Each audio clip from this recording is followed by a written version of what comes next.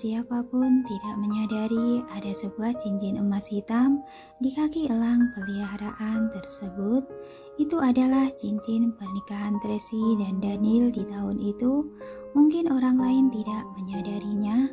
Saat si elang hendak menyerang Carlos, dia tiba-tiba berhenti tepat di hadapannya karena mendengar suara peluit. Carlos yang melihat elang itu kebetulan melihat cincin itu dari sudut pandangnya. Saat itu Carlos tidak hanya takut tapi juga terkejut. Setelah kejadian itu, semua orang sibuk menindaklanjuti masalah ini. Hanya Carlos yang terus-menerus memikirkan cincin itu. Dia sama sekali tidak merasa takut, juga tidak punya trauma. Dia hanya sedang berpikir kenapa cincin maminya bisa ada pada elang itu. Elang itu adalah binatang peliharaan orang yang tinggal di villa bagian utara. Jika bisa menemukan identitasnya, maka ia bisa mendapatkan petunjuk untuk menemukan maminya. Lalu Carlos melepaskan sebuah robot merpati yang lain ingin merekam pemilik villa di bagian utara. Robot merpati terbang semakin tinggi dan semakin jauh. Tok tok tok. Di saat dari luar tiba-tiba terdengar suara ketukan pintu. Lily bertanya dengan suara pelan, "Carlos, apa kamu di dalam?" Carlos tahu merpatinya tidak bisa tiba secepat itu. Akhirnya ia pergi membukakan pintu dulu. "Dokter Lily, ada apa?" "Carlos, apa bisa berbicara sebentar?" Dokter Lily berjongkok memandangnya dengan lembut. "Bibi tahu, tadi kamu pasti ketakutan. Tapi kamu adalah lelaki sejati. Jadi tidak menangis." "Kupikir Bibi salah paham." Carlos memotong ucapan Lily dan berkata dengan tenang, "Aku akui, saat itu aku memang merasa takut. Tapi setelah berlalu, sudah tidak apa-apa. Sekarang aku sungguh sedang sibuk, bukan sedang bersembunyi. Bibi tidak perlu khawatir." "Oh," Lily tertawa canggung. "Baiklah kalau tidak apa-apa." "Terima kasih." Carlos berterima kasih dengan sopan. "Apa masih ada hal lain?" "Tidak ada." Lily buru-buru menggelengkan kepala. "Kalau begitu, kamu lanjutkan kesibukanmu. Bibi tidak mengganggu lagi." "Carlos dan Carla butuh perhatian darimu." Carlos menundukkan kepala memberi hormat, lalu segera menutup pintu kamar. Lily sedikit tak berdaya, tapi hanya bisa ke ruang kerja untuk menghibur Carlos dan Carla. Carlos berjalan ke depan komputer, lanjut melacak robot merpatinya.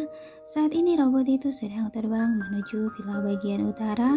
Kamera yang dibawa oleh robot merpati akan merekam segala sesuatu yang ada di bawahnya dengan jelas melalui jaringan yang akan dikirimkan ke komputer Carlos.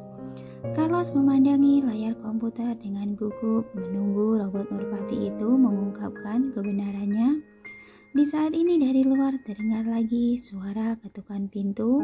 Carlos mengenyitkan keningnya, bertanya dengan kesal, "Siapa?" "Carlos, kakek buyut meminta orang dapur menyiapkan sarapan. Ayo makan bersama sedikit saja." Terdengar suara tuan besar yang hangat. Selain itu, juga ada suara Carlos dan Carla. "Kakek buyut, apa Cunggu ada bakpao babi?" tanya Carlos dengan gembira. "Ada, kakek buyut sudah meminta Bibi Riana mempelajarinya," kata tuan besar sambil tersenyum. "Cepat pergi lihat, enak atau tidak." "Oye!" Carlos bersorak dan berlari ke lantai bawah. "Di mana Kak Carlos?" Carla mencari Carlos. "Sedang dipanggil." Tuan besar dengan penuh kasih sayang membelai rambut Carla. "Kamu turun dulu. Sebentar lagi kita juga turun." aku cari Roxy dulu. Carla turun sambil melompat kegirangan. Di dalam kamar, Carlos sedang menatap layar komputer tanpa berkedip. Merpati itu sudah terbang ke bagian utara, semakin dekat dengan villa. Dia tidak ingin melewatkannya, tapi orang di luar sedang menunggunya. Dia terpaksa harus membuka pintu kamar dulu. Carlos, kakek buyut, sekarang aku tidak lapar. Kalian makan dulu saja. Carlos berbalik melihat komputernya sejenak. Hatinya sangat gelisah. Jika diganggu lagi, ia akan melewatkannya lagi. Carlos, kakek buyut ingin mengobrol denganmu. Sekarang aku sedang tidak ingin mengobrol. Carlos kecopotan, ekspresi Tuhan besar membeku, tatapan matanya pun menjadi suram. Carlos menyadari sikapnya barusan tidak sopan. Dia segera meminta maaf. Maaf, aku sungguh sedang mengerjakan sesuatu. Kakek buyut, sarapan dulu saja. Setelah bicara, Carlos langsung menutup pintu kamarnya. Di luar pintu Tuan Besar terlihat sedih. Dia mengira hubungannya dengan Carlos sudah mulai mereda. Tak disangka sikap Carlos terhadapnya masih penuh kebencian. Perasaan ini sungguh membuatnya sedih. Carlos adalah cicit kesayangannya, penerus yang paling ia harapkan. Dia pernah mengorbankan begitu banyak usaha dan pikiran untuk membesarkannya. Tak disangka sekarang malah jadi seperti ini. Carlos merasa sedikit bersalah. Tadi karena terburu-buru, sikapnya terhadap kakek buyut jadi tidak baik. Hati kakek buyut pasti sangat sedih. Mak! Di saat ini tiba-tiba ada suara elang dari komputer. Carlos buru-buru ke depan komputer untuk memeriksanya. Robot merpati yang sedang terbang ke utara terjatuh ke sebuah pohon besar yang tinggi. Kameranya tepat menghadap pintu gerbang villa. Seorang wanita menggendong turun elang itu dari atas mobil. Baru saja elang mengepakkan sayapnya yang terluka. Wanita itu menegur dan elang pun masuk ke dalam pelukannya. Di kamera hanya bisa melihat bayangan wanita yang ramping. Ada rasa familiar yang sulit dijelaskan. Carlos tidak berkedip memandangi layar komputer, ingin melihat jelas wajah wanita itu, tapi wanita itu tidak membalikkan tubuhnya sehingga saat sampai di depan pintu, tiba-tiba ia menghentikan langkahnya, berbalik dan melihat ke arah kamera. Carlos buru-buru membelalakan matanya, jantungnya berdebar sangat kencang. Sayangnya sayap elang menghalangi wajah wanita itu. Dengan segera wanita itu menggendong elang masuk ke dalam villa. Kemudian seorang pengawal wanita membawa teropong dan melihat ke arah kamera, sepertinya sedang mencari sesuatu. Agar tidak ketahuan, kali ini Carlos memasang sistem tersembunyi pada robot merpati. Ternyata robot merpati bersembunyi di belakang pohon yang rimbun dan tidak mudah ditemukan. Pengawal wanita itu tidak menyadari kejanggalan apapun, membawa teropongnya masuk ke dalam villa. Pengawal lainnya mulai sibuk. Kalau sungguh ingin tahu penampakan aslinya, maka membiarkan robot merpati bersembunyi di pohon besar itu. Jika wanita itu berjalan keluar villa, maka akan terekam. Carlos terus menatap komputernya. Wanita itu tidak keluar, tapi juga meminta orang untuk menutup pintu utamanya. Tampaknya ia tidak akan keluar untuk sementara waktu. Namun demi bisa melihat wanita itu, Carlos tetap menatap komputernya. Tok tok tok. Kali ini dari luar terdengar lagi suara ketukan pintu. Carlos tidak bisa berkata apa-apa lagi. Ia bertanya dengan kesal, "Siapa?" "Kak Carlos, ini aku." Terdengar suara Carlos. "Masuklah." Carlos mengurangi kewaspadaannya. Carlos membawa masuk sebuah papan. Di dalamnya ada 3 bakpo babi dan segelas susu. Kak Carlos, Bibi Liana sudah bisa membuat bakpo babi. Aku ambilkan beberapa untukmu. Cepat coba. Terima kasih. Carlos mendongak dan melihat sebentar lalu mengarahkan pandangannya ke layar komputer lagi dan bicara dengan datar. Bibi Liana sudah membuat puluhan kali. Kali ini akhirnya berhasil. Apa? Carlos terkejut. Kamu dan Carla pagi-pagi ke sekolah.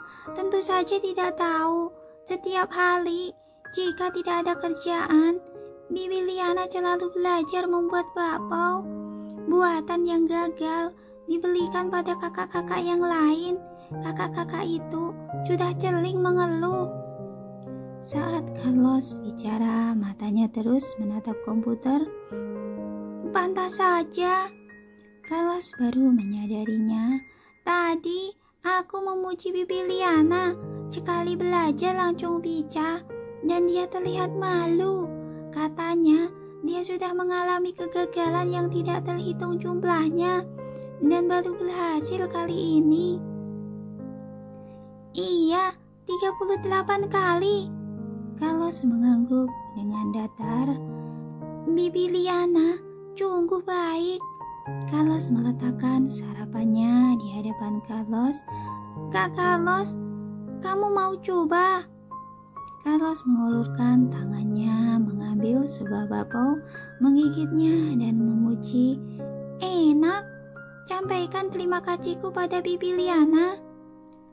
Carlos membuka mulutnya, akhirnya ia sudah tidak tahan dan bertanya, Kak Carlos, kenapa kamu seperti ini? Apa? Carlos tercengang. Kakek buyut dan papi sangat menyayangi kita. Bibi Liana, Dokter Lily, semuanya sangat baik pada kita. Kenapa kakak selalu bersikap seperti ini? Ini pertama kalinya Carlos begitu serius mendiskusikan topik ini dengan Carlos. Biasanya dia selalu bercanda dan tidak pernah serius. Hari ini tiba-tiba menjadi serius. Wajahnya sama kecilnya dengan Carlos, tetapi sedikit lebih berani. Aku tidak begitu. Carlos berpikir dan menjelaskan, jikaku selalu begini, tidak sepertimu yang begitu lincah. Bukan. Carlos menggelengkan kepala dan bicara dengan serius. Dulu, saat ada mami, mesti kakak lebih pintar dariku, lebih dewasa dariku. Tapi kakak tetap bisa tersenyum, bisa akrab dengan kakek buyut. Tapi sekarang, sepertinya kakak tidak pernah tersenyum lagi. Mami tidak ada, aku tidak bisa tersenyum. Suara Carlos agak rendah, matanya juga memerah. Mendengar ucapan ini, Carlos menunduk sedih dan diam sejenak. Dia berkata lagi, Mami tidak ada. Aku dan Carla juga sangat sedih. Tapi kita tidak bisa karena hal ini. Lalu marah pada kakek buyut. Itu tidak ada hubungannya dengannya. Carlos mengenyitkan keningnya, tidak mengatakan apa-apa. Di hari itu hanya dia yang melihat Mami untuk terakhir kalinya. Melihat maminya dipaksa oleh kakek buyut, dia sungguh membenci dirinya sendiri saat itu. Ia percaya pada perkataan kakek buyut dan tidak mencegahnya. Jika saat itu dia tidak meninggalkan dan terus mengawasi maminya, mungkin tidak akan terjadi apa-apa pada Mami. Namun dia tidak bisa memberitahu semua ini pada Carlos dan Carla. Ia hanya bisa menyimpannya dalam hati, menanggungnya seorang diri. Biarkan mereka berdua terus gembira saja, tidak tahu apa-apa. Dengan begitu mereka bisa menikmati kebahagiaan apa adanya. Tadi aku lihat mata kakek buyut merah, memegang cangkir teh sambil bengong. Aku bicara dengannya, dia tidak fokus. Carlos lanjut berbicara, kakek buyut begitu tulus ingin menyenangkanmu. Kenapa kakak bersikap seperti itu padanya? Tadi aku ada urusan mendesak. Saat Carlos ingin menjelaskan, tiba-tiba dia menyadari di luar turun hujan lumayan besar. Robot merpatinya masih bersembunyi di atas pohon, meski sementara ini tidak ketahuan. Tapi jika kehujanan lama, apakah sinyalnya akan terputus? Meski sudah dibuat sistem tahan air, hujan yang ringan tidak masalah, tapi jika hujan lebat akan gawat. Urusan mendesak apa? Carlos mengenyitkan dahi melihatnya. Nanti aku beritahu. Carlos mengoperasikan komputernya. Dia bersiap memindahkan robot merpatinya ke tempat yang aman untuk berteduh dari hujan. Kak Carlos agak marah. Aku sedang bicara denganmu. Sikapmu ini sungguh tidak sopan. Aku sedang sibuk. Nanti aku beritahu kamu. Kamu pergi sarapan dulu. Carlos menatap komputer sambil membujuknya. Aku sungguh malah. Carlos marah hingga wajahnya merah, menyilangkan tangannya di dada dan pergi keluar dengan sangat marah. Carlos melihat Carlos lalu lanjut mengoperasikan komputernya. Dalam hatinya berkata, tunggu sampai aku menemukan Mami. Kamu tidak akan marah lagi. Setelah Tresimor selesai mengobati cedera burungnya, ia membuka tirai melihat hujan di luar. Perasaannya tiba-tiba menjadi rumit. Dia teringat sebelumnya ketika mendengar suara tangisan anak di villa keluarga Wellens. Hatinya terasa sakit. Kenapa bisa ada perasaan seperti itu? Dia tidak mengerti. Saat sedang berpikir, tiba-tiba dia menyadari di pohon besar yang tidak jauh darinya ada sebuah cahaya merah yang lemah sedang berkedip. Dia segera mengambil teropong dan melihatnya seekor merpati. Dia teringat merpati yang ditembak terakhir kali saat Paula sedang hendak mengambil dan melihatnya. Dia menyadari ada sesuatu yang aneh. Ternyata itu sebuah robot merpati. Dipikir-pikir ini juga merpati. Grup Skywheel berfokus pada teknologi. Sangat mudah baginya untuk membuat mainan seperti ini. Tracy tersenyum mengejek jika Daniel menggunakan trik seperti ini untuk memata-matai dia. Sungguh kekanak-kanakan. Tracy mengambil pistol bersiap untuk menembak merpati itu, tetapi dia berubah pikiran. Daniel begitu suka memata-matai, lebih baik permainkan dia saja.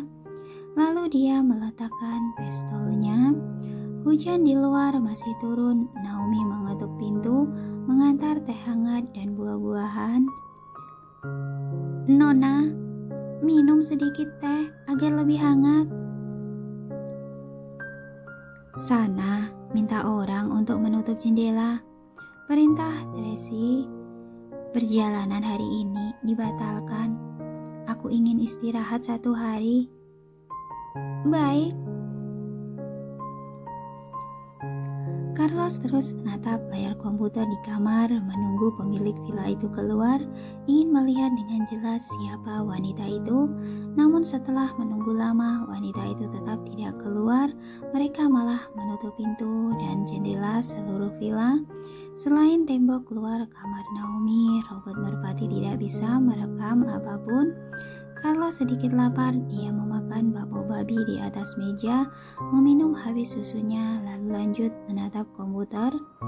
Dalam sekejap hari sudah siang, Bibi Riana mengetuk pintu di luar, memanggilnya dengan pelan. Tuan muda, waktunya makan siang. Tidak terasa, ternyata sudah waktunya makan siang. Mata Carlos sudah sakit, perutnya juga sudah lapar, tapi dia masih tidak ingin melewatkan kesempatan ini, lalu berkata pada Bibi Riana, Nenek Liana, tolong bawakan nasi dan lauk ke sini. Aku makan di kamar. Bibi Riana memandang Tuan Besar yang ada di belakangnya. Tuan Besar menganggukkan kepala. Bibi Riana berkata, "Baik, Nenek siapkan sekarang." Carlos lanjut menatap komputernya. Ia tidak percaya orang-orang itu dia akan keluar. Bibi Riana sudah menyiapkan makanannya, mengetuk pintu dan masuk. Melihat Carlos terus duduk di depan meja belajar sambil menatap komputer, dia menasihati dengan penuh kasih sayang. "Tuan muda, jangan terus-menerus menatap komputer. Matamu bisa rusak. Ayo, makanlah." "Iya, terima kasih Nenek Liana." Carlos menoleh dan bicara pada Bibi Riana, "Tolong bawakan makanannya ke sini." Awalnya Bibi Riana menaruh makanannya di meja makan, tapi Carlos malah ingin makan di meja belajar. Meski ini tidak benar, tapi ia tetap melakukan sesuai kemauan Carlos. "Terima kasih Nenek Liana." Carlos mengambil makanannya. Ia makan dengan sangat lahap. "Makan pelan-pelan, jangan buru-buru." Bibi Riana memandangnya dengan penuh kasih sayang. "Bisa minum sedikit jus buahnya, baru diperas." "Iya." Carlos menganggukkan kepala. "Setelah selesai makan, aku akan memanggil Nenek. Nenek lanjutkan pekerjaan saja, jangan pedulikan aku." "Baik." Bibi Riana pergi sambil makan. Carlos menatap komputernya. Di villa itu masih tidak ada pergerakan. Namun tidak masalah, dia merasa cepat atau lambat orang-orang itu akan keluar. Tidak terasa 1 hari sudah berlalu hingga malam tiba. Orang di dalam villa masih belum keluar.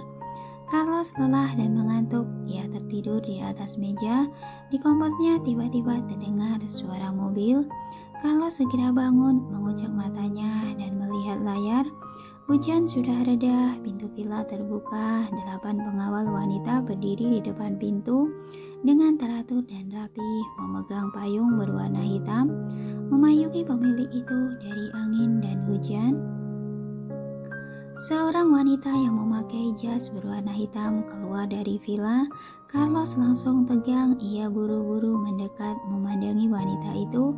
Punggungnya lagi lihat tadi pagi seperti punggung maminya. Jadi meski tidak makan, tidak minum, dan tidak tidur, tetap harus melihat rupanya dengan jelas. Namun sudah sepanjang hari dia masih belum bisa melihatnya. Saat ini kesempatan sudah tiba. Carlos tidak berkedip sama sekali. Dia terus menatap ke layar. Namun payung menutupi tubuh bagian atasnya sama sekali tidak terlihat jelas. Carlos tidak sabar. Dia segera menyesuaikan sudut pandang robot merpatinya. Dia membuatnya terbang sedikit lebih rendah. Barangkali dengan begitu bisa melihat wajah orang itu. Meski begitu akan sangat mudah ketahuan, tapi Carlos sudah tidak banyak berpikir lagi. Saat ini ia hanya ingin melihat dengan jelas rupa orang itu. Robot merpati turun perlahan-lahan, terbang ke sebuah pohon di depan pintu. Posisi kamera direndahkan lagi perlahan-lahan. Tubuh bagian atas pemilik yang terhalang oleh payung itu sedikit demi sedikit sudah terlihat, hanya tersisa wajahnya. Carlos menahan nafas, menatap kameranya, tangan kecilnya mengepal, berteriak dengan gelisah, "Cepat, cepat!" Sudut pengambilan gambarnya direndahkan lagi, diarahkan ke depan. Perlahan-lahan wajah itu mulai muncul.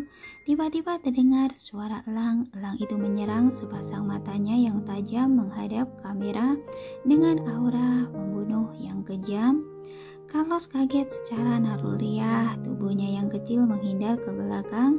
Di saat yang sama terdengar bunyi "cit" dari komputernya. Seluruh layarnya berubah menjadi putih. Carlos kaget sehingga matanya terbelalak dan tertegun di sana. Dia tahu robot merpati keduanya diserang oleh elang itu.